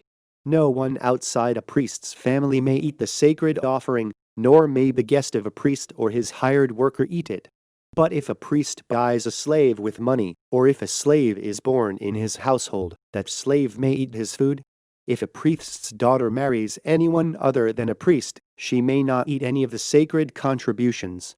But if a priest's daughter becomes a widow or is divorced, yet has no children, and she returns to live in her father's house as in her youth, she may eat of her father's food. No unauthorized person, however, may eat any of it. If anyone eats a sacred offering by mistake, he must make restitution to the priest for the offering and add a fifth of the value to it. The priests must not desecrate the sacred offerings the Israelites present to the Lord, by allowing them to eat the sacred offerings and so bring upon them guilt requiring payment. I am the Lord, who makes them holy. The Lord said to Moses, "Speak to Aaron and his sons and to all the Israelites and say to them, if any of you, either an Israelite or an alien living in Israel, presents a gift for a burnt offering to the Lord, either to fulfill a vow or as a free will offering, you must present a male without defect from the cattle, sheep or goats in order that it may be accepted on your behalf. Do not bring anything with a defect, because it will not be accepted on your behalf. When anyone brings from the herd or flock a fellowship offering to the Lord to fulfill a special vow or as a free will offering, it must be without defect or blemish to be acceptable. Do not offer to the Lord the blind, the injured or the maimed, or anything with warts or festering or running sores. Do not place any of these on the altar as an offering made to the Lord by fire. You may, however, present as a free will offering an ox or a sheep that is deformed or stunted, but it will not be accepted in fulfillment of a vow. You must not offer to the Lord an animal whose testicles are bruised, crushed, torn or cut. You must not do this in your own land. And you must not accept such animals from the hand of a foreigner and offer them as the food of your God. They will not be accepted on your behalf, because they are deformed and have defects. The Lord said to Moses, when a calf, a lamb or a goat is born, it is to remain with its mother for 7 days. From the 8th day on, it will be acceptable as an offering made to the Lord by fire. Do not slaughter a cow or a sheep and its young on the same day. When you sacrifice a thank offering to the Lord, sacrifice it in such a way that it will be accepted on your behalf. It must be eaten that same day, leave none of it till morning. I am the Lord. Keep my commands and follow them. I am the Lord. Do not profane my holy name. I must be acknowledged as holy by the Israelites. I am the Lord, who makes you holy, and who brought you out of Egypt to be your God. I am the Lord. Leviticus chapter 23. The Lord said to Moses, "Speak to the Israelites and say to them, these are my appointed feasts, the appointed feasts of the Lord, which you are to proclaim as sacred assemblies. There are 6 days when you may work, But the seventh day is a Sabbath of rest, a day of sacred assembly. You are not to do any work, wherever you live. It is a Sabbath to the Lord. These are the Lord's appointed feasts, the sacred assemblies you are to proclaim at their appointed times. The Lord's Passover begins at twilight on the 14th day of the first month. On the 15th day of that month the Lord's feast of unleavened bread begins. For 7 days you must eat bread made without yeast. On the first day hold a sacred assembly and do no regular work. For 7 days present an offering made to the Lord by fire. And on the 7th day hold a sacred assembly and do no regular work. The Lord said to Moses, "Speak to the Israelites and say to them, when you enter the land I am going to give you and you reap its harvest, bring to the priest a sheaf of the first grain you harvest.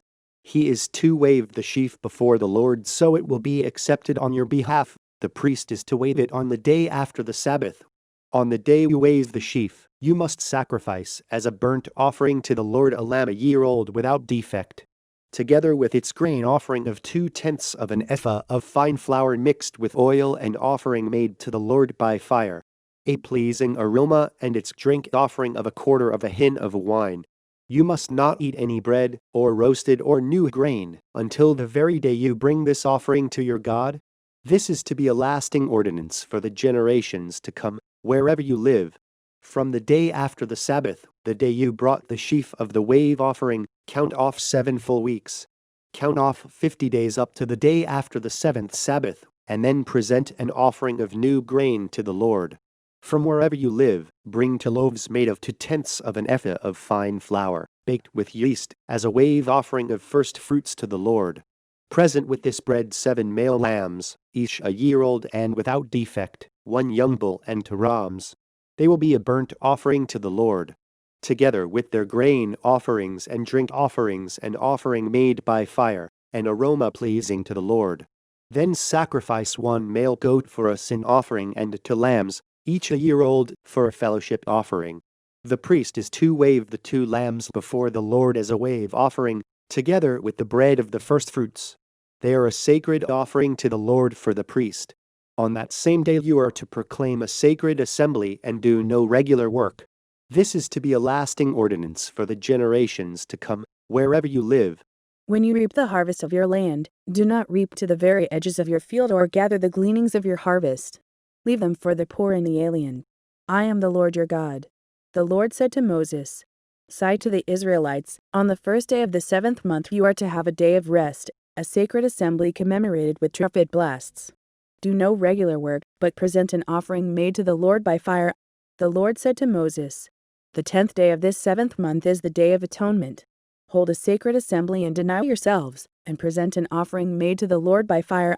Do no work on that day, because it is the Day of Atonement, when atonement is made for you before the Lord your God. Anyone who does not deny himself on that day must be cut off from his people. I will destroy from among his people anyone who does any work in that day. You shall do no work at all. This is to be a lasting ordinance for the generations to come, wherever you live. It is a Sabbath of rest for you, and you must deny yourselves. From the evening of the 9th day of the month until the following evening you are to observe your Sabbath." The Lord said to Moses, "Say to the Israelites, on the 15th day of the 7th month the Lord's Feast of Tabernacles begins, and it lasts for 7 days. The first day is a sacred assembly, do no regular work. For 7 days present offerings made to the Lord by fire, and on the 8th day hold a sacred assembly and present an offering made to the Lord by fire. It is the closing assembly, do no regular work. These are the Lord's appointed feasts, which you are to proclaim as sacred assemblies for bringing offerings made to the Lord by fire, the burnt offerings and grain offerings, sacrifices and drink offerings required for each day. These offerings are in addition to those for the Lord's Sabbaths and in addition to your gifts and whatever you have vowed in all the free will offerings you give to the Lord. So beginning with the 15th day of the 7th month, after you have gathered the crops of the land, celebrate the festival to the Lord for 7 days. The first day is a day of rest, and the 8th day also is a day of rest. On the first day you are to take choice fruit from the trees, and palm fronds, leafy branches and poplars, and rejoice before the Lord your God for 7 days. Celebrate this as a festival to the Lord for 7 days each year. This is to be a lasting ordinance for the generations to come, celebrated in the 7th month. Live in booths for 7 days. All native-born Israelites are to live in booths, so your descendants will know that I had the Israelites live in booths when I brought them out of Egypt. I am the Lord your God. So Moses announced to the Israelites the appointed feast of the Lord. Leviticus chapter 24. The Lord said to Moses, "Command the Israelites to bring you clear oil of pressed olives for the light so that the lamps may be kept burning continually. Outside the curtain of the testimony in the tent of meeting, Aaron is to tend the lamps before the Lord from evening till morning, continually. This is to be a lasting ordinance for the generations to come.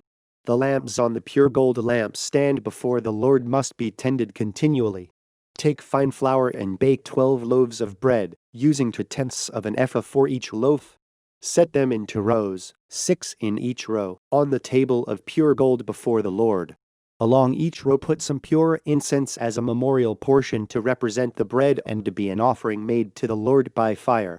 This bread is to be set out before the Lord regularly, Sabbath after Sabbath, on behalf of the Israelites, as a lasting covenant. It belongs to Aaron and his sons, who are to eat it in a holy place, because it is a most holy part of their regular share of the offerings made to the Lord by fire. Now the son of an Israelite mother and an Egyptian father went out among the Israelites, and a fight broke out in the camp between him and an Israelite. The son of the Israelite woman blasphemed the name with a curse, so they brought him to Moses. His mother's name was Shelemith, the daughter of Dibri the Danite. They put him in custody until the will of the Lord should be made clear to them. Then the Lord said to Moses, "Take the blasphemer outside the camp. All those who heard him are to lay their hands on his head, and the entire assembly is to stone him. Say to the Israelites, if anyone curses his God, he will be held responsible. Anyone who blasphemes the name of the Lord must be put to death. The entire assembly must stone him. Whether an alien or native-born, when he blasphemes the name, he must be put to death. If anyone takes the life of a human being, he must be put to death. Anyone who takes the life of someone's animal must to make restitution life for life. If anyone injures his neighbor, whatever he has done must be done to him. Fracture for fracture, eye for eye, tooth for tooth. As he has injured the other, so he is to be injured. Whoever kills an animal must to make restitution, but whoever kills a man must be put to death. You are to have the same law for the alien and the native-born. I am the Lord your God." Then Moses spoke to the Israelites, and they took the blasphemer outside the camp and stoned him. The Israelites did as the Lord commanded Moses. Leviticus chapter 25. The Lord said to Moses on Mount Sinai, "Speak to the Israelites and say to them, when you enter the land I am going to give you, the land itself must observe a Sabbath to the Lord. For 6 years sow your fields, and for 6 years prune your vineyards and gather their crops. But in the 7th year the land is to have a Sabbath of rest, a Sabbath to the Lord. Do not sow your fields or prune your vineyards. Do not reap what grows of itself or harvest the grapes of your untended vines. The land is to have a year of rest.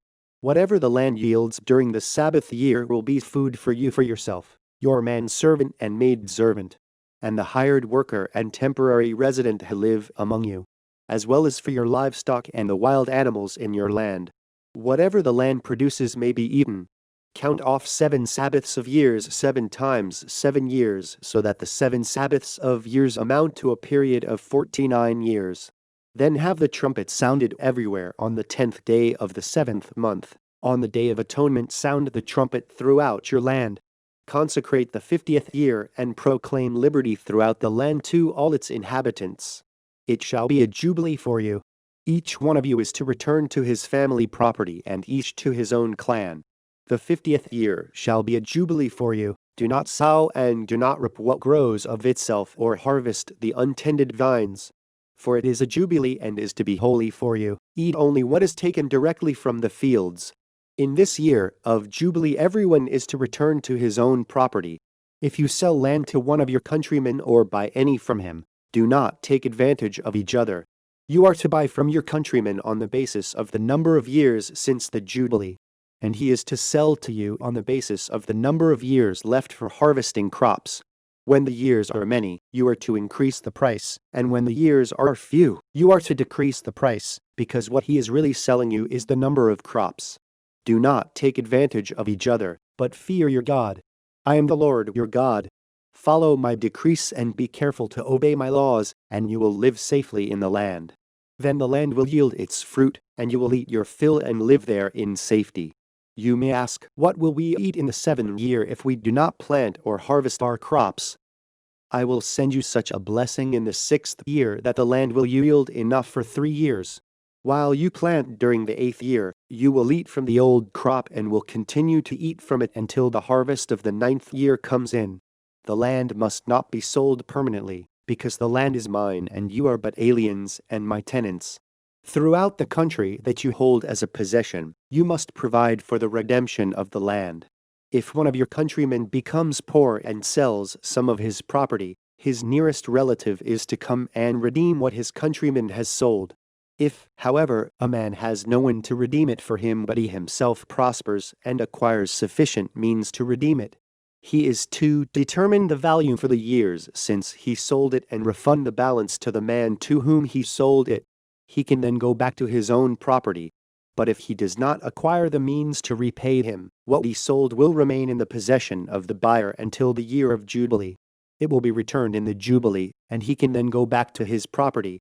If a man sells a house in a walled city, he retains the right of redemption a full year after its sale. During that time he may redeem it.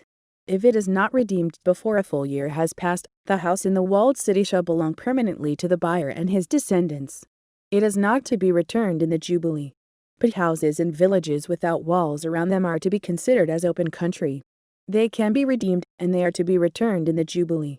The Levites always have the right to redeem their houses in the Levitical towns, which they possess.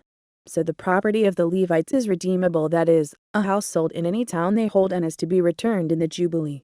Because the houses in the towns of the Levites are their property among the Israelites. But the pasture land belonging to their towns must not be sold, it is their permanent possession. If one of your countrymen becomes poor and is unable to support himself among you, help him as you would an alien or a temporary resident, so he can continue to live among you. Do not take interest of any kind from him, but fear your God, so that your countryman may continue to live among you. You must not lend him money at interest or sell him food at a profit. I am the Lord your God, who brought you out of Egypt to give you the land of Canaan and to be your God. If one of your countrymen becomes poor among you and sells himself to you, do not make him work as a slave. He is to be treated as a hired worker or a temporary resident among you. He is to work for you until the year of Jubilee. Then he and his children are to be released, and he will go back to his own clan and to the property of his forefathers. Because the Israelites are my servants, whom I brought out of Egypt, they must not be sold as slaves. Do not rule over them ruthlessly, but fear your God. Your male and female slaves are to come from the nations around you. From them you may buy slaves. You may also buy some of the temporary residents living among you and members of their clans born in your country, and they will become your property. You can will them to your children as inherited property and can make them slaves for life. But you must not rule over your fellow Israelites ruthlessly. If an alien or a temporary resident among you becomes rich and one of your countrymen becomes poor and sells himself to the alien living among you or to a member of the alien's clan, he retains the right of redemption after he has sold himself. One of his relatives may redeem him. An uncle or a cousin or any blood relative in his clan may redeem him. Or if he prospers, he may redeem himself. He and his buyer are to count the time from the year he sold himself up to the year of Jubilee. The price for his release is to be based on the rate paid to a hired man for that number of years. If many years remain, he must pay for his redemption a larger share of the price paid for him. If only a few years remain until the year of Jubilee, he is to compute that and pay for his redemption accordingly. He is to be treated as a man hired from year to year. You must see to it that his owner does not rule over him ruthlessly. Even if he is not redeemed in any of these ways, he and his children are to be released in the year of Jubilee. For the Israelites belong to me as servants. They are my servants, whom I brought out of Egypt. I am the Lord your God. Leviticus chapter 26. Do not make idols or set up an image or a sacred stone for yourselves, and do not place a carved stone in your land to bow down before it. I am the Lord your God. Observe my Sabbaths and have reverence for my sanctuary. I am the Lord. If you follow my decrees and are careful to obey my commands, I will send you rain in its season, and the ground will yield its crops, and the trees of the field their fruit. Your threshing will continue until grape harvest, and the grape harvest will continue until planting, and you will eat all the food you want and live in safety in your land. I will grant peace in the land, and you will lie down and no one will make you afraid. I will remove savage beasts from the land, and the sword will not pass through your country. You will pursue your enemies, and they will fall by the sword before you. 5 of you will chase 100, and 100 of you will chase 10,000, and your enemies will fall by the sword before you. I will look on you with favor and make you fruitful and increase your numbers, and I will keep my covenant with you. You will still be eating last year's harvest when you will have to move it out to make room for the new. I will put my dwelling place among you, and I will not abhor you. I will walk among you and be your God, and you will be my people. I am the Lord your God, who brought you out of Egypt so that you would no longer be slaves to the Egyptians. I broke the bars of your yoke and enabled you to walk with heads held high. But if you will not listen to me and carry out all these commands, and if you reject my decrees and abhor my laws and fail to carry out all my commands and so violate my covenant, then I will do this to you. I will bring upon you sudden terror, wasting diseases and fever that will destroy your sight and drain away your life. You will plant seed in vain, because your enemies will eat it. I will set my face against you so that you will be defeated by your enemies. Those who hate you will rule over you, and you will flee even when no one is pursuing you. If after all this you will not listen to me, I will punish you for your sins 7 times over. I will break down your stubborn pride and make the sky above you like iron and the ground beneath you like bronze. Your strength will be spent in vain, because your soil will not yield its crops, nor will the trees of the land yield their fruit. If you remain hostile toward me and refuse to listen to me, I will multiply your afflictions 7 times over, as your sins deserve. I will send wild animals against you, and they will rob you of your children, destroy your cattle, and make you so few in number that your roads will be deserted. If in spite of these things you do not accept my correction but continue to be hostile toward me, I myself will be hostile toward you and will afflict you for your sins 7 times over. And I will bring the sword upon you to avenge the breaking of the covenant. When you withdraw into your cities, I will send a plague among you, and you will be given into enemy hands. When I cut off your supply of bread, 10 women will be able to bake your bread in one oven, and they will dole out the bread by weight. You will eat, but you will not be satisfied. If in spite of this you still do not listen to me but continue to be hostile toward me, then in my anger I will be hostile toward you, and I myself will punish you for your sins 7 times over. You will eat the flesh of your sons and the flesh of your daughters. I will destroy your high places, cut down your incense altars, and pile your dead bodies on the lifeless forms of your idols, and I will abhor you. I will turn your cities into ruins and lay waste your sanctuaries, and I will take no delight in the pleasing aroma of your offerings. I will lay waste the land, so that your enemies who live there will be appalled. I will scatter you among the nations and will draw out my sword and pursue you. Your land will be laid waste, and your cities will lie in ruins. Then the land will enjoy its Sabbath years all the time that it lies desolate and you are in the country of your enemies. Then the land will rest and enjoy its Sabbaths. All the time that it lies desolate, the land will have the rest it did not have during the Sabbaths you lived in it. As for those of you who are left, I will make their hearts so fearful in the lands of their enemies that the sound of a wind-blown leaf will put them to flight. They will run as though fleeing from the sword, and they will fall, even though no one is pursuing them. They will stumble over one another as though fleeing from the sword, even though no one is pursuing them. So you will not be able to stand before your enemies. You will perish among the nations, the land of your enemies will devour you. Those of you who are left will waste away in the lands of their enemies because of their sins. Also because of their fathers' sins they will waste away. But if they will confess their sins and the sins of their fathers, their treachery against me and their hostility toward me, which made me hostile toward them so that I sent them into the land of their enemies, then when their uncircumcised hearts are humbled and they pay for their sin, I will remember my covenant with Jacob and my covenant with Isaac and my covenant with Abraham, and I will remember the land. For the land will be deserted by them and will enjoy its Sabbaths while it lies desolate without them. They will pay for their sins because they rejected my laws and abhorred my decrees. Yet in spite of this, when they are in the land of their enemies, I will not reject them or abhor them so as to destroy them completely, breaking my covenant with them. I am the Lord their God. But for their sake I will remember the covenant with their ancestors whom I brought out of Egypt in the sight of the nations to be their God. I am the Lord. These are the decrees, the laws, and the regulations that the Lord established on Mount Sinai between himself and the Israelites through Moses. Leviticus chapter 27. The Lord said to Moses, "Speak to the Israelites and say to them, if anyone makes a special vow to dedicate persons to the Lord by giving equivalent values, set the value of a male between the ages of 20 and 60 at 50 shekels of silver, according to the sanctuary shekel. And if it is a female, set her value at 30 shekels. If it is a person between the ages of 5 and 20, set the value of a male at 20 shekels and of a female at 10 shekels. If it is a person between 1 month and 5 years, set the value of a male at 5 shekels of silver and that of a female at 3 shekels of silver. If it is a person 60 years old or more, set the value of a male at 15 shekels and of a female at 10 shekels. If anyone making the vow is too poor to pay the specified amount, he is to present the person to the priest, who will set the value for him according to what the man making the vow can afford.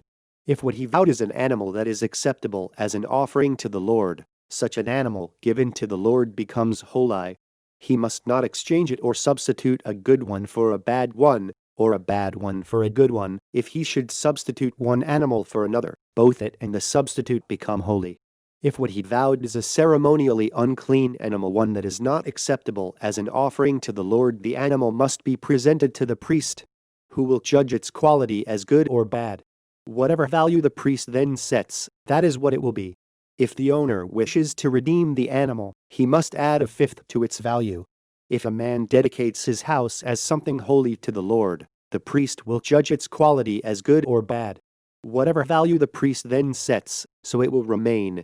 If the man who dedicates his house redeems it, he must add a fifth to its value, and the house will again become his. If a man dedicates to the Lord part of his family land, its value is to be set according to the amount of seed required for it, 50 shekels of silver to a homer of barley seed. If he dedicates his field during the year of Jubilee, the value that has been set remains. But if he dedicates his field after the Jubilee, the priest will determine the value according to the number of years that remain until the next year of Jubilee, and its set value will be reduced. If the man who dedicates the field wishes to redeem it, he must add a fifth to its value, and the field will again become his. If, however, he does not redeem the field, or if he has sold it to someone else, it can never be redeemed. When the field is released in the Jubilee, it will become holy, like a field devoted to the Lord. It will become the property of the priests. If a man dedicates to the Lord a field he has bought, which is not part of his family land, the priest will determine its value up to the year of Jubilee, and the man must pay its value on that day as something holy to the Lord. In the year of Jubilee the field will revert to the person from whom he bought it, the one whose land it was. Every value is to be set according to the sanctuary shekel, 20 gerahs to the shekel. No one, however, may dedicate the firstborn of an animal, since the firstborn already belongs to the Lord. Whether an ox or a sheep, it is the Lord's. If it is one of the unclean animals, he may buy it back at its set value, adding a fifth of the value to it. If he does not redeem it, it is to be sold at its set value. But nothing that a man owns and devotes to the Lord, whether man or animal or family land, may be sold or redeemed. Everything so devoted is most holy to the Lord. No person devoted to destruction may be ransomed, he must be put to death. A tithe of everything from the land, whether grain from the soil or fruit from the trees, belongs to the Lord. It is holy to the Lord. If a man redeems any of his tithe, he must add a fifth of the value to it. The entire tithe of the herd and flock, every 10th animal that passes under the shepherd's rod, will be holy to the Lord. He must not pick out the good from the bad or make any substitution. If he does make a substitution, both the animal and its substitute become holy and cannot be redeemed. These are the commands the Lord gave Moses on Mount Sinai for the Israelites.